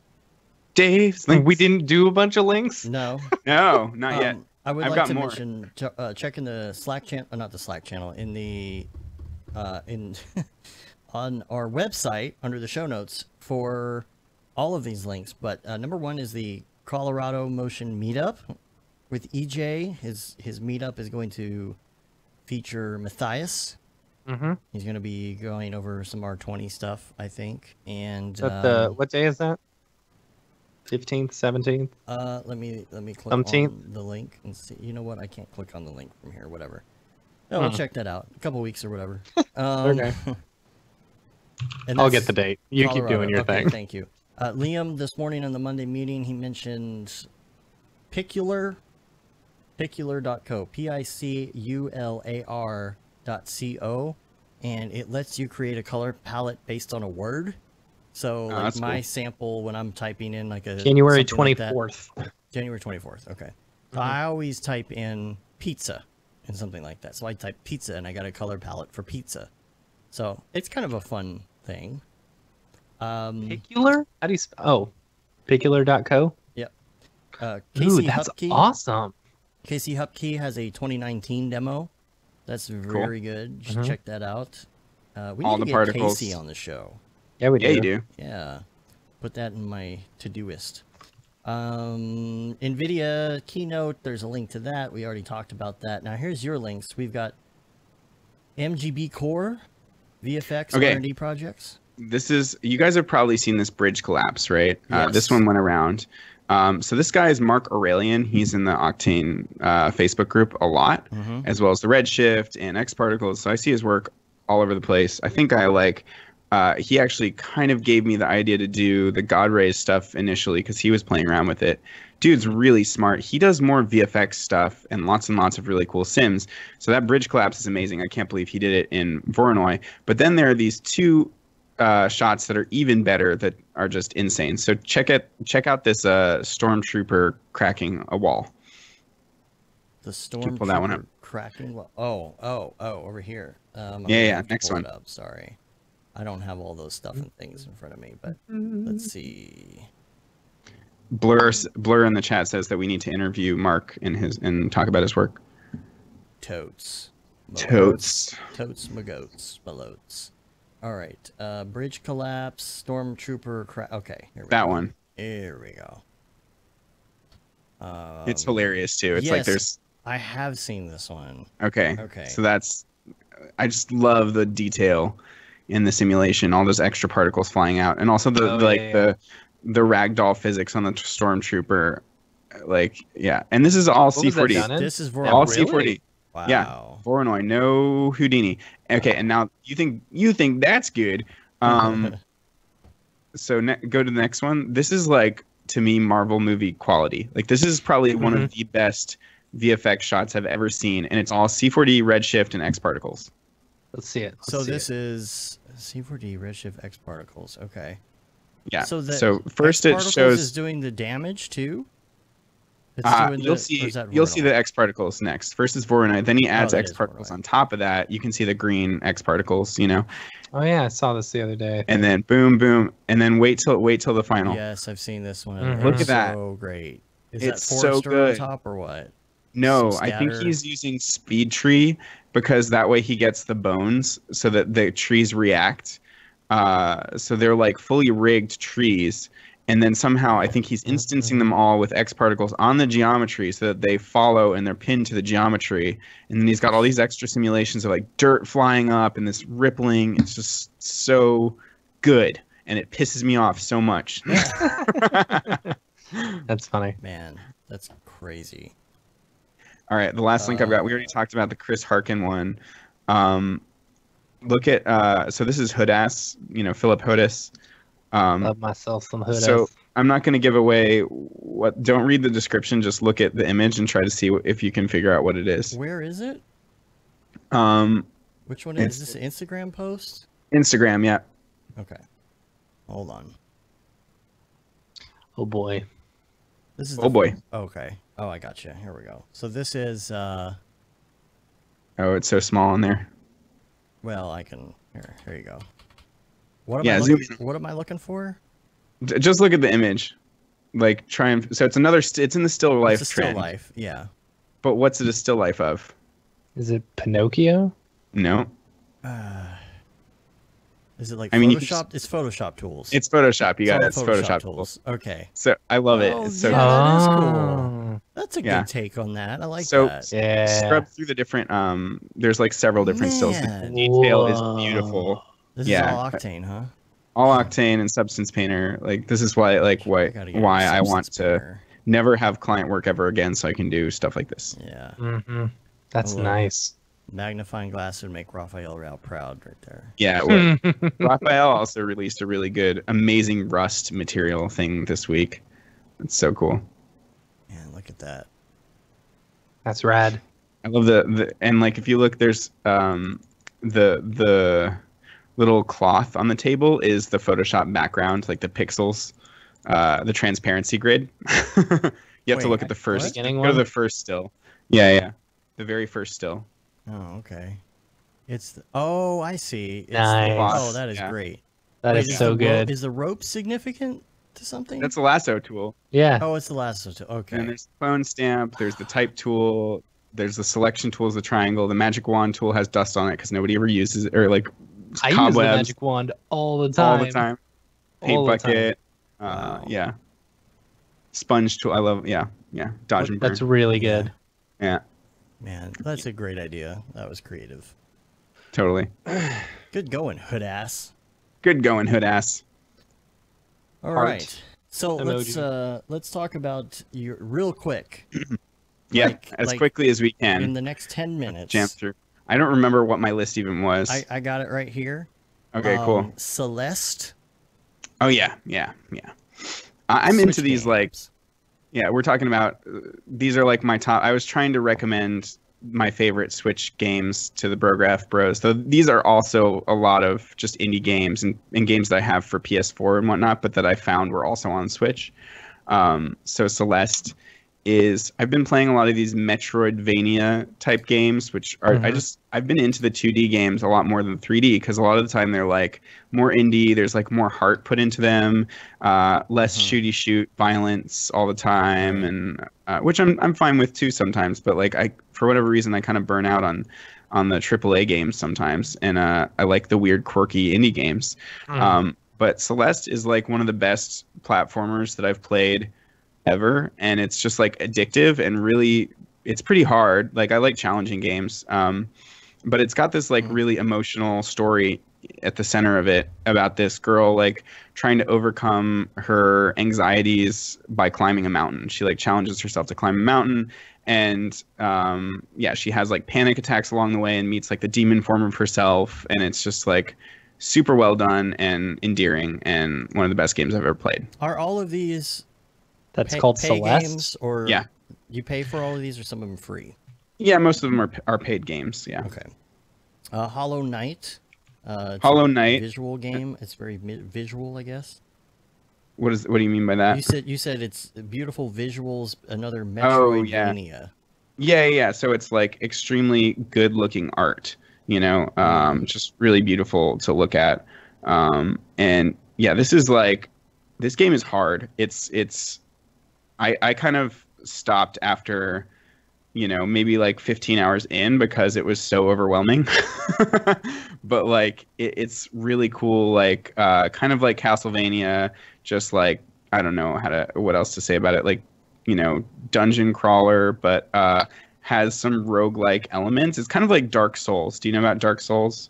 Yeah, I know what it is. I haven't played it, but I actually haven't played Dark Souls either, but like when you die, all of your loot and your items and your money kind of get, unless you've stored them in a bank or whatever, they get absorbed into your soul, and you have to go and try and recollect your soul where it was last. So you have to journey throughout the world again and try to not die and collect your soul to get that stuff back. oh, just like real life. Just like real life. Yeah. Right. Except that if you miss it on the first go and you die again, then all of those items and things are lost. So Oh, okay. So we're gonna have to resync. Amy came in and gave me a hug and unplugged my microphone. So if we could just She resync real unplugged quick. it, or she Yeah. shot you and turned it off? No, she just kind of nudged it, which unplugged my microphone. Man, now I gotta edit the show. Sorry, dude. Dang. I mean, you can just keep it up there. I would just be No. really off. Yeah, you probably. You just have would. to edit. You just have to edit mine. All right. Push mine. Okay. Sorry. Okay. Let's see. Create marker. Bam. All right. Ready? Here we go.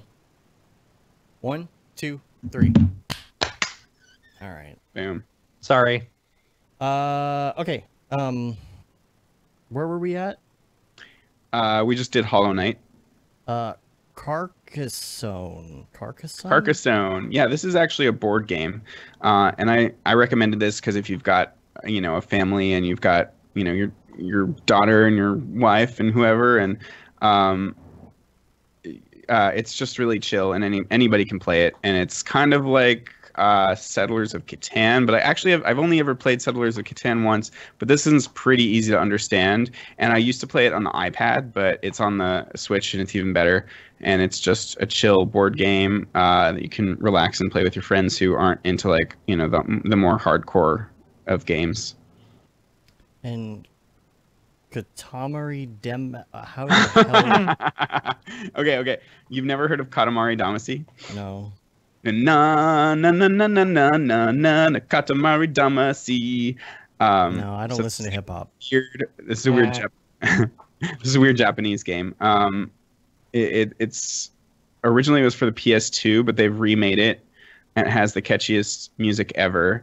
And it's basically you start rolling a ball of random objects for the master of the universe because he wants to recreate the stars because he knocked them out of the sky. Is like that you do. the one where you're just collecting more and more stuff? Yeah, but it's addictive, and you roll a ball until you get bigger and bigger, and you're picking up more and more objects, and then you're as big as the buildings, and you're picking up buildings and cities, and then you're picking up plates, and it's just fun and addictive. Fun. It's fun. Overcooked and Overcooked 2. I saw these on the app thing on the game store, but yeah, I mean, I love local multiplayer type games because then you're not just being a freaking nerd and playing online all the time. You're actually like socializing with people in real life. Yeah. So this one though can make you murder your family. So just watch out because you have to collaborate and you're all cooking together and it's hectic and there are all these crazy things happening and you have to like communicate and you're like I'm plating this. Okay, cook the bacon, get it out. Oh, it's gonna burn. And so it just gets like more and more hectic, but it's also like if you like try, then you get better and better at it. And it's all under a time limit. So it can be a really stressful game, but it's also really simple and they're addictive. I like both of them. Until you want to murder your family. Here's Johnny. Yeah, exactly. All work and no play make Homer go something. Go crazy? Don't mind if I do. Anyway, Towerfall. You kind of touched on Towerfall already. Yeah, it's kind of like 8-bit Smash Bros, but one-hit kills. And there's local multiplayer, and it's just super fun, addictive. It's by the people that made Celeste as well, so definitely recommend that one. Snipper Clips. I played this. Snipper Clips. Yeah, this one's just cute. This is great for, the wife and kids and solve puzzles together in kind of a weird concept where you cut out pieces of each other to be able to catch or reach other objects and just solving puzzles. It's like if you have to get the basketball to the goal, you have to like create like a weird cutout of a cup in your guy, and it's freaking weird. It's cool. Yeah, that's a good one. I haven't gotten to play too much of it yet, but what I've played so far is pretty fun. Yeah. Firewatch. Oh, Firewatch is the one where you're up in the tower, right? Is that Firewatch? Yeah. Well, you're like you're this guy that's out in the. That's the one with the beautiful like imagery, right? Yeah, it's 3D. It's got beautiful imagery. You're out in the wilderness, and it's kind of a bit of a mysterious plot that happens where someone's like messing with you, and you're all out on your own, and you're talking. You're kind of forming this relationship with this chick that's in another tower. You're just it's like you're a loner, and it's an interesting story. It's pretty short, like 5-hour game, but it's super, super chill. But there was a lot that went into the imagery and in all the art. Like if you if you have an Oculus Rift, it's probably on the other VR devices as well. But there is it's kind of like a VR podcast thing. It's by a guy named Will Smith, I think. and his The Fresh Prince? Yeah, but I think that's the one it was. So basically, I don't know if they ever took off with this quote unquote like VR podcast or not, but the demo that they had, if you can look it up, is actually it's a walk through the actual scene. So you're in the scene and you're able to, I think, like pick things up and look at them within the tower, but at the same time they're talking about how they made the items. So like they'll pick up like this book and show you the back, and they're like, look at all the detail and Easter eggs that they put into all of these textures. That's so cool. You can actually get a behind the scenes look. Nice. Phil said that Ollie Moss designed that game. I don't really know who Ollie Moss is, but it looks like he's like an epic legendary designer. He did like the covers for Harry Potter books, and if you look him up, he's just got amazing. That might be who Will Smith is interviewing in the VR thing. Cool. Yeah, it was this was like 2-3 years ago that I watched this. Yeah, this game's been out for a while. Yeah. Undertale.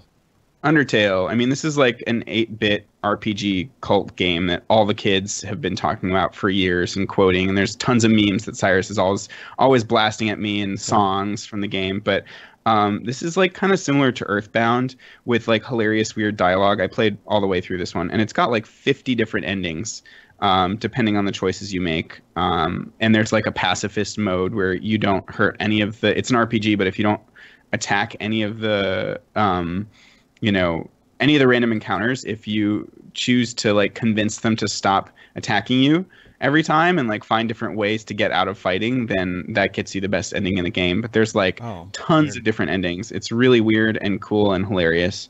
And yeah. What game was that again? Undertale. Okay. Super Meat Boy. That's what Super they used to Meat call me Boy. in college. Isn't this Super Meat Boy is, other than Celeste, this is my favorite 2D platformer of all time, I'd say, because it's like isn't it supposed to be like really hard? It's not that bad. I mean, it is if you get to the crazy, like the very end levels, and also there's like bonus levels that are like crushingly difficult. But the thing is, it never feels unfair because the controls are so precise that and you're constantly dying. Like that's part of the game, is you're constantly failing because the levels are so short. Aren't we all? We're constantly dying. It's our lot in life. I mean, yeah, that's funny because like the premise of the game is this character is totally raw and stripped of his flesh, and he's like trying to get to, it's like Princess Peach and Mario, but he's trying to get to Bandage Girl because she completes him. If you ever watch Indie Game the movie, this is one of the 3 games that they cover. And that's one of my favorite movies, by the way. Definitely pretty. That and Fez. Fez is my other super happy, chill game, but that's not on the Switch, unfortunately. But yeah, Meat Boy is just like, it's like Mario on crack. You go super fast, one hit and you're dead, but then you start right over at the beginning of the level. And it's addictive. And I beat it way back in like 2011. But, if you haven't played it, it's still super awesome. We got Night in the Woods. Yeah, this one I haven't played through yet, but it looks really cool. It's this very quirky story-based puzzle game with great art and lots of angsty dialogue, like kind of like angsty teenage dialogue story. You wrote in this text here, you just got Dead Cells. Liam recommended that to you.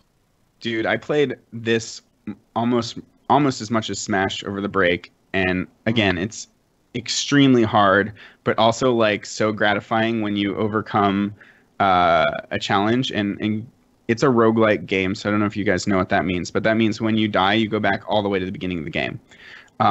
Which sucks, like Mario. But no, not Mario, like Mario with one life. Yeah. Okay. There you go. All right. Like any game with one life. Well, like old not really, because Galaga type game, or like like Nintendo, like NES games, you would go all the way back to the beginning. Yeah. Right. The catch is though that you actually do make progress over the course of the game. There are some things that you get permanent upgrades once in a while. So like if you accrue enough souls and then manage to get them to the guy that collects the souls, then you get to get a permanent item upgrade or a chance at having like one of your swords or items that you've found along the way spawn with you at the very beginning. So as you go, the game gets more and more manageable and you get better and better. Like the point is to die. And the other cool thing about roguelike games is that they're randomly generated. So every time you play, it's not like boring, like going back to the beginning of the game. It's a totally different layout. So that kind of makes it interesting every time you play. There's a similar structure, but somehow they code it to where the rooms are randomly generated. Weird. Not a hero. Okay, this one, I've played about half of this. This is like ridiculous and hilarious. Like I would play this just for the dialogue, but it's this 8-bit murder rampage.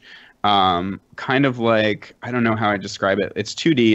It's not top down like Hotline Miami, but it's like kind of Contra-esque, where you're just shooting people and like dashing around and but you're working for this delusional bunny who's trying to be the president of the world. And like at first you're like thinking that you're going to do good, but then it's clear, like becomes more and more clear that he's totally evil and he's just sending you out to kill everyone like with different characters. Yeah. Yeah. Kind of like that. And you play all these different characters with like accents, like some of them are like Aussie and they're cursing up a storm. And it's just extremely like, there's tons of character and like it's really, WTF, really funny. mate. Yeah. Yeah. Yeah. Lovers. Have you played Pokemon Let's Go? Not yet. Is it good? It's really good. Cool. Yeah, it's basically also Pokemon $60, Red, but you could get like 4 of these games for the price of that. Yeah. Yeah, I'm sure. Some of these games are really I like spendy. it though. Like I just got to the point where you can actually transfer your Pokemon Go stuff to your game. Which Wow, is I pretty didn't know cool. that. Yeah, That's you cool. just So can't like- send them back. Oh. It's like once you send them into your game, they're there. And the dumb part Weird. that I don't like is that so you send your Pokemon from Pokemon Go over to this park, and then you got to re-catch the Pokemon. Huh. Which That's is weird. stupid. Bizarre. And it's really weird. So like you don't battle them before you catch them. You just catch them like you do in Pokemon Go. Are people still playing Pokemon Go? I know they finally added one-on-one battling. Oh, they did? I didn't Yeah. know that. Yeah. It'll I don't get know. a big I mean, revamp when it's- real AR comes out. It's pretty like I don't know, the game, while there's a lot of changes that make the game way easier than the original version, you know? Like I don't know, it's a very easy fun game, you know? Cool. Yeah. I don't know. Lovers. Yeah, I still need to play. You What were what? you gonna say? No, you go. Oh, I was gonna say the next one. We got 3 more. Lovers in a dangerous space-time. Yeah, this one's really cute. And this is a great teamwork game for like not killing each other. Unlike Overcooked, which kind of just drives each other crazy. This one you really feel like you're cooperating, and you get to command like this bubble spaceship that can orient in different directions, and you're floating through. It's almost like a cellular environment where you're like trying to collect enough. I can't remember what the things you're collecting are, but you're just trying to get to the end of the zone and whatnot. But you're going through different dimensions, and each person like each person like can either pilot the spaceship or shoot or shield. So you have different roles, and you're all cooperating to control this spaceship and get through the levels. And then as you go, you get different spaceship upgrades, like ones that can tumble and like throw off your orientation but have different benefits, and it's fun. It's really fun. Inside, a dark and messed up 2D puzzle platformer. Yeah. So have you guys ever heard of Limbo? Not the game, but Oh, okay. Yeah, you should look up the game Limbo. This one's super famous. Like it's got this really noir, dark style. your description, you said it could have easily come out of people's mind.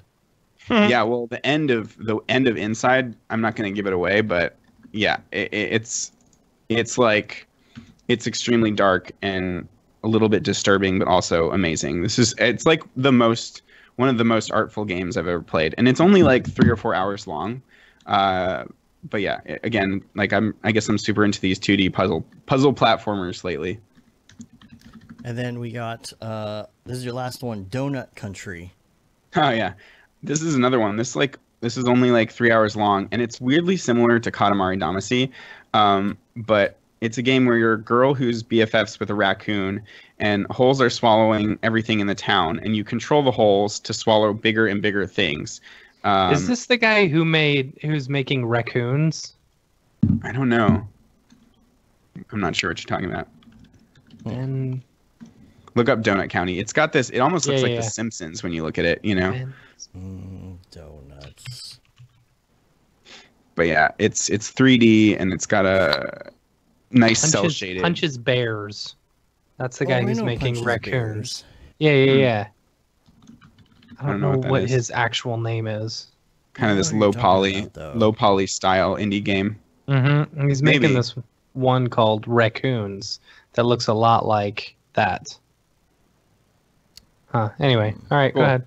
Well, that's it. That's my extensive list of favorite games for the Switch. I mean, that's like the indie games. Like obviously, Breath of the Wild is top of the list, and Smash Bros. And Mario Odyssey is amazing, as you know, Matt. Oh man, yeah, I finished that in 2 days.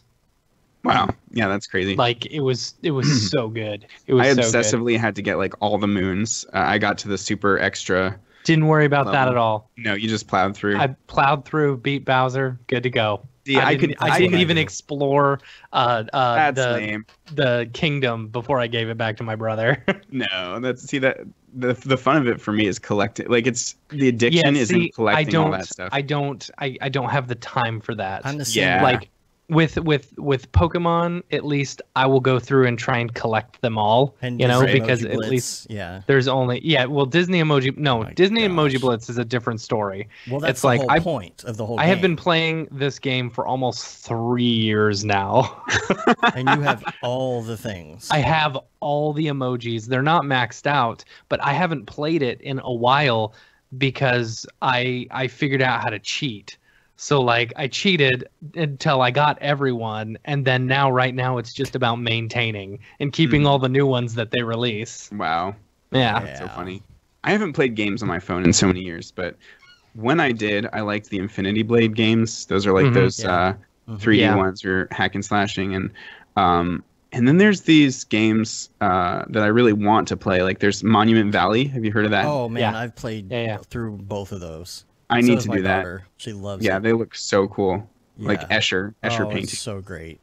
Hmm. And the music's good too. Like you got to wear headphones to play the game. It's like you won't appreciate it as much without it. Hmm. All right, so I got to take off in like less than 10 minutes. So really quick, Cool. I wanted to do Beeple's People. All right. So we have to. number one, if you go to your Beeple viewer of choice and go to January 3rd, Year of Our Lord 2019, this is called Beast Mode.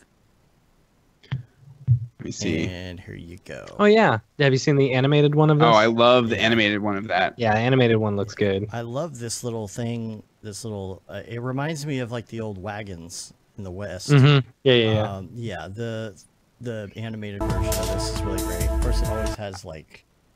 Yeah, the there's thing I always said audio on these. I gotta mute when I this. saw this is like I love that he's combining all these things, like Marvelous Designer or something similar to that for the Mhm. cloth, and then he's got Turbulence FD clearly for the jet propulsion thing. He's got dynamic ropes, and then the full IK animation that he's been getting better at. And I love Yeah. that like even though like the guy in the background is probably like the same level of detail as the one in the foreground, even though it's huge. Mhm. He totally sells it just by the amount of atmosphere that's between Right. the two of those and the slowness of that animation. Like if you slow something down by a ton, then it feels that big. So he Mhm. totally nailed the scale on this one. The only thing that that I don't like, and I know that this is hard, is like matching up the feet with the ground. A lot of the time the feet are floating. And I've seen Oh. this like a couple times on his different robot ones. Yeah. January 6th. This is called Bad Day. Oops, I brought up the wrong screen there. This is called Bad Day. I love this one. I'm That's guessing fine. that this guy is evil because you come across this guy and it's like, I think he's eating all the little dudes. Yeah, dude, Yeah. he's a He's big nomming on them. people He's that a big like people. that Right. got away from all of them, and now he's consuming the little people that go looking for him. Yep, because and this one's got a story. yeah, he's got to eat something, right? Yeah, and Right. that's the third thing I have here is this does have a story. The bioenhanced protein supplements were only on the market for about 2 months, but the damage was done. Nobody expected the insanely rapid cell growth. People were growing multiple feet taller and putting on hundreds of pounds of muscle in just a matter of weeks. At first, it didn't seem that serious until they took the supplements off the market and people started going effing berserk during the withdrawals. With some of the users being over 20 feet tall and fully jacked out of their mind, they'd become a real problem that posed a serious threat in some areas. Eventually, most of them had been apprehended, but there were still a few hundred roaming deep underground, feeding on maintenance workers and homeless people. A few times a year, a lone construction worker would stumble across one. It usually did not end well.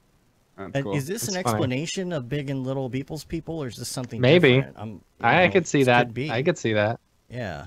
I can't read these without imagining them in Beeple's voice, Right. especially like when he's like, and fully jaked. Fully jigged. Fully jaked. Yeah. I don't know. He's That's more bioenhanced or Canadian. something. I don't know. With some of the users being over 20 feet tall and fully jacked out of their mind. That's funny. On that note, we're going to wrap up our 2-hour short show. Has it been 2 hours? Almost. Yeah, Almost. 1:45. Yeah. I barely And, said anything this episode. can't believe you you know how didn't- to speak for 2 hours. Oh, thanks. It's because I took notes. Otherwise, I'd be like, I don't know what to talk I about. don't know. I don't know. Did you? I'm surprised you didn't mention it was a tumor from Oh, that's right. Year of Our Lord. Yeah, I don't just know. didn't I don't have know what enough they- slots for that last time. Yeah, Yeah. it was a tumor.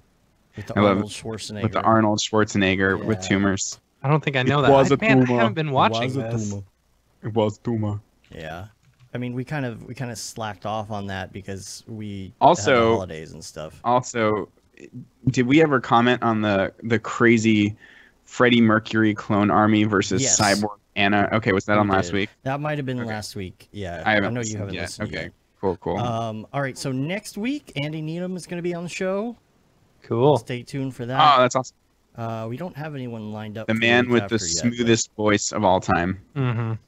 And My then, favorite This is is a tumor. Uh, Wow, that's pretty funny. Yeah, I don't know who we're going to have on, but then the week after, the show will be a little later in the week. Sabor is going to be on, and we got some other people lined up. We've been really working on getting a bunch of people on the schedule, so Dave has. you I've can been on check that out. vacation. on Brograph.com/schedule. Schedule. Schedule. just a schedule. Yeah. Gav Grant says, Beeple reads Audible. That'd be great. That'd be so awesome. I want him for all of my books. Yes. Oh, man. All right. Well, we're going to get out of here. You can rate us on iTunes, leave a review, subscribe. Helps get our numbers up. Subscribe to the newsletter as well. You can say you've been there, done that. Got the t-shirt with the No Brograph, No Mograph tee. The Gate and Simone limited edition shirt, which is still out. The Feel the Bab shirt. 2019. Feel the Bab 2020. All the profits from that goes to Doctors Without Borders. And then we've got the Render Things shirt and hoodie. And make sure you keep an eye out for Slack if you want to get in there. We're going to open that up again pretty soon, just for a few days or so. And of course, we're on Facebook, Twitter, Instagram, YouTube, Brograph.com, Twitch.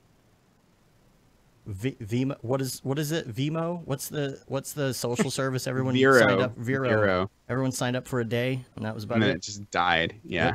Yep. That Telling was you, funny. it's just like color. I haven't been right? on Color. Facebook for a week. It feels good. Everybody good, signed bro. up for color, Feels and good, nobody bro. used it. I don't know what that is. Yeah, exactly. Oh, is it the one with the K? The cooler? No. No, that's No, Adobe it's C. Cooler. Oh, There it's was Adobe something called Cooler. Color, and everyone signed up, and they're like, "What do we do now?" Was real it social popular. media? Yeah. Oh, weird. I didn't know that. Yeah.